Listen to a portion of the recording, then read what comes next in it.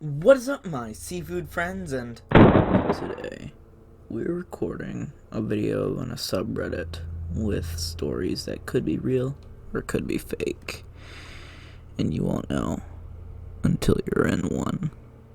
r/no sleep. Let's get into it. I worked as a 911 dispatcher. After I received a call from a little girl named Samantha, I quit my job. It's been in between jobs ever since I left college, doing different things here and there, odd jobs sometimes. It wasn't until I started as a 911 operator that I realized it's what I've wanted to do for the rest of my life. The feeling that gave me was indescribable. The warmth would wash over me like a cup of smooth, hot chocolate sliding down your throat, and there for a while, I was happy, as a calm. I had only been on the job for about 4 months when I received one of the most chilling, unexplainable, and spine-tingling phone calls of my life. Now I know what you're thinking. Most, if not all 911 calls are chilling or disturbing to a degree. Of course they are. It's an emergency line.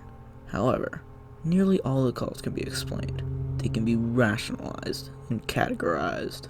Nothing is left unclear or ambivalent. Rationality is what the human brain needs to be able to understand and comprehend a situation.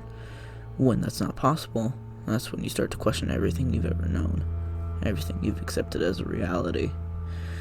The night it happened was a particularly grueling shift, and I'd spent the last 10 hours just dispatching police for various domestics. I was about 2 hours from finishing when I received a call from a little girl called Samantha. The following is a transcript of that call. 911 operator, what is your emergency? Hello? Mommy's fallen over. What's your name, honey? Samantha. Okay, Samantha, can you tell me where you live? I don't know the address. Can you find me? Yes, I can trace the call, Samantha. Can you tell me what's happened? Mommy's been acting all weird the past few days. Not sleeping at nights, going around scratching at things, scratching at walls. I'm always too scared to come out of my room. Tonight I was in bed and I started hearing this weird moaning sound. Mommy sounded like a zombie. Well, what's Mommy doing right now, Samantha? She's on the floor right now. Won't get up. Is Mommy breathing, Samantha? I don't know. I can't see her chest moving. I'm scared. It's okay, honey. Help's on the way. I'll need you to stay on the line with me until they arrive. Can you do that? Yes, but something's happening. What's happening? Mommy's twitching right now. Her eyes are fluttering, like a butterfly. In the background, distinct moaning sounds are heard, and the sounds of someone dragging themselves. Samantha is heard whimpering. Is someone coming? I'm scared. Yes, Samantha. Help's not far away. What are those noises? It's Mommy. What's Mommy doing? I'm hiding in the wardrobe. She's crawling on the floor like a tarantula, and her eyes have gone all weird. She's hissing, and this weird red foamy stuff is coming out of her mouth around the sides. Can she see you? I don't think she can see me yet. Is someone coming? Are they close? Yes, very close. Samantha, are you okay? Mommy's walking backwards now. I think she knows where I am. Her black eyes are looking right back at me. Please, I'm scared. Mommy wants to hurt me. Samantha, what do you mean your mommy is walking backwards? It's all upside down. Her legs are twisted the wrong way. Her body is normal, but her head is all backwards too. You know when you twist your Barbie's head? It's like that. She's shaking as she walks, kinda like a robot. She's coming. Samantha, police are right around the corner. Mommy's smiling at me now. I think it's okay for me to come out. Samantha, stay where you are. Mommy? Samantha, the police are right outside. Mommy, please stop. You're scaring me. Samantha, I don't want to eat that, Mommy. What do you mean it'll make me like you? Where are we going? A piercing scream is heard, and the line goes dead. When the police arrived at the scene, they couldn't find Samantha or her mother. In fact, the house didn't even look lived in. They reported that the lights didn't work. There was no furniture in the middle of the room, and in the middle of the room, they found the decaying corpse of a dog. It looked to have been dead for weeks. Insects, maggots, all kinds of detestable things were found slithering around the house. No trace of any living human being was found. I quit my job the very next morning. That call has haunted me to no end ever since. I just couldn't comprehend my experience. My boss and the police were all adamant that they were sent to the wrong address. It was all deemed to be the fault of the dispatcher. Me. But I know I wasn't wrong. I know the address was right, and there was no error in the system, nor was it my fault. I think about Samantha every day, and pray that nothing bad happened to her, but deep in my heart, know that creature that was pretending to be her mother did something unspeakable to her. Something unthinkable. I'll never forget that scream. I really regret recording this at night. Every year, a kid in our town goes missing, and we just found out why. For 20 years, a kid would go missing in our town each summer. They'd vanish without trace, without evidence of foul play, nor proof that anyone had actually died. No bodies were recovered during the investigations, nor was anyone ever retrieved alive. By all means, they seemed to have disappeared into thin air. Naturally, such occurrences came along a multitude of conspiracy theories, ranging from monsters to kidnappers with supernatural powers. Most of us, however, blamed the lake. It was a beautiful piece of water hidden in the idyllic woods of Epicorium. Despite appearing perfectly still on the surface, there had always been a strong undercurrent around the center of the lake. It was theorized that it was caused by an underground river, but thus far, no one has been able to prove it. After multiple ignored warnings to stay away, the police simply put up a barrier around the center, where the current felt the strongest. Me and my friends were some of the many people who go swimming there despite the rumors.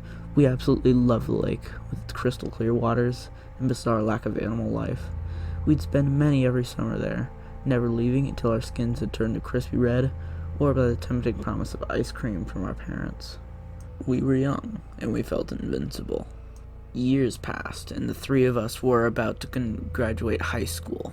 While we were naturally excited to move on to college and start our new adventures, we desperately needed one last hurrah to say goodbye. So, in the summer of 2019, we decided to solve the mystery of the missing children. Thanks to our part-time jobs, we've been able to save up a decent amount of cash.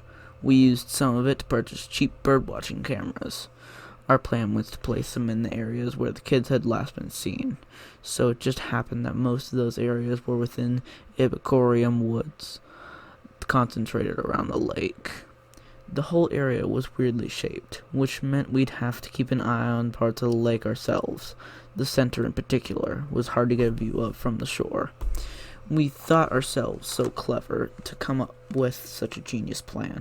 Little did we know that the police had thought of the exact same scheme, only without results.